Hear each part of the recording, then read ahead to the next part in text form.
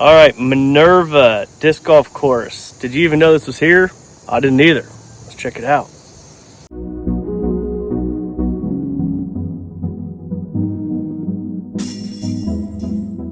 In case you've never played before, there's some disc golf basics, safety and course descriptions, basic rules, legends, how to grip the disc, and my favorite techniques. All right, they've got very nice tee signs. So as you can see, hole 1, par 3, 197. Please let the group finish before you type thing. Very nice tee pads. I mean, these things are super nice. Here's your first hole. So you look straight ahead, you can't see it, but it is over tucked into that area there. It's actually a wildly challenging hole, so see how it goes. And we got some crazy wind. Yeah, dude, we got some wind.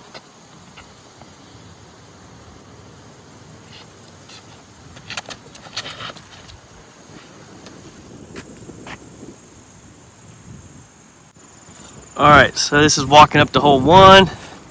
It's got this little like crest here. And there's your basket. I got some pretty nice baskets too, they look nice. Disc Golf Park by Discmania baskets. Don't know if they're nice or not, but they sure look nice. Nice and sturdy. Got these little signs too that tell you where the next hole is too. So we're gonna go that way. Hole 2, par 3, 103 feet. It's kind of funny. Here's your tee pad again. And it's right behind that tree. It's not that one. It's not that one clear out there. It's that one.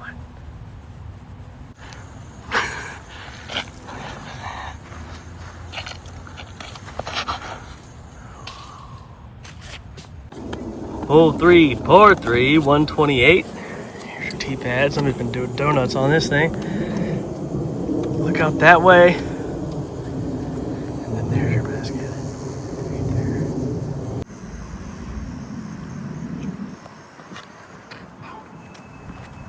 There you go. All right, so walking up to 3, there's their big old tree you gotta miss. And then really there's your basket. Basically you have one obstacle in your way. It's short enough that I'd be surprised if you had more than one obstacle in your way. Hole 4, par 3, 141. There's your tee pad. And you can't really see, I don't know if I raise it high enough you can see, but it's right over the crest of that hill. And it's kind of narrow in there too. You gotta be careful.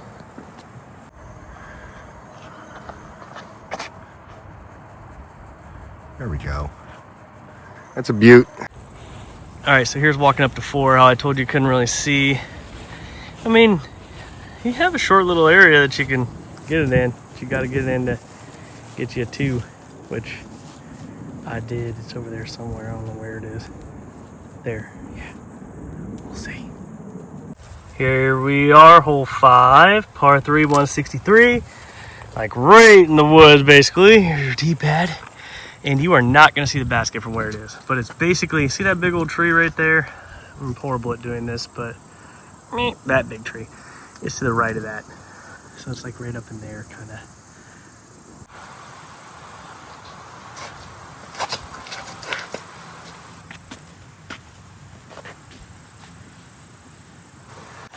All right, so here's walking up that hill. Pretty decent sized hill, really. You don't realize it, but hopefully nobody's playing soccer, or else you could definitely take a kid out. But there's the basket, like I said, to the right. Hole 6, par 3, 111 feet. If there ever was an ace run hole I've ever seen in my life, it is this one. That's it. I don't even have to zoom in, but I'm going to zoom in just for you guys. We'll see. Straight ahead.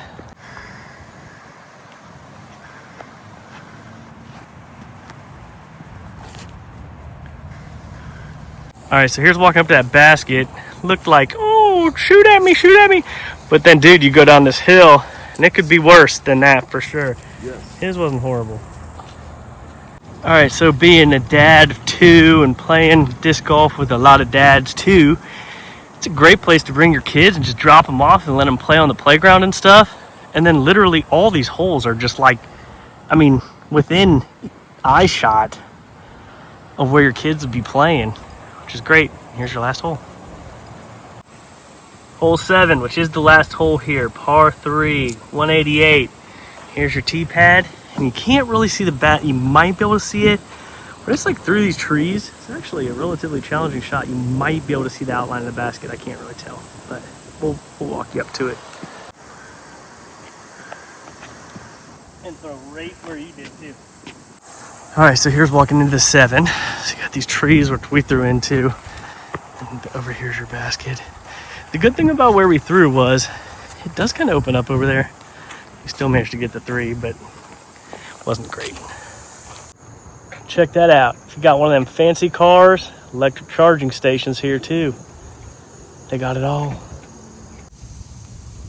All right, so here I am back home in my backyard, just chilling, getting ready to fire up the grill, make some burgers for the fam. Just kind of want to give you a real quick recap of that course. Really, as far as the beginner course goes, I might even say that's the best beginner course around in Central Ohio. You're not going to lose a disc there. It's pretty difficult to not get a 3 on some of those holes. It'd be good for taking a 1 disc there, kind of getting to know your disc, learn some shape shots. One of those holes specifically is a roller hole, I would say. So catch up on your rollers. And like I said before, it's a great place to take like your kids, man, and let them play on that really nice playground. It's a brand new playground. All that stuff's brand new. They don't have any trash cans until like the very end, like around like hole 7.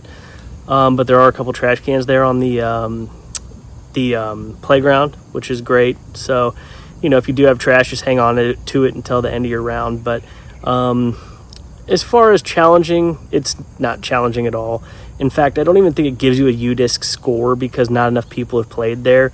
But hopefully people do, and people go play, enjoy it, help spread the sport, things like that. So if you're bored, you got some free time. Takes about, I would say, 20 minutes or so to play around. So you could very easily play it 3-4 times. We did play it 3 times. The first round we used whatever disc you could. Second round we used Bergs only. Third round we used Lunas. So it was cool. Get to know your discs a little bit better. But anyways, disc golf is growing, and you can charge your electric cars there too. Oh, it's so nice. Like, subscribe, share, comment. Make me famous. Who be on this disc golf, baby?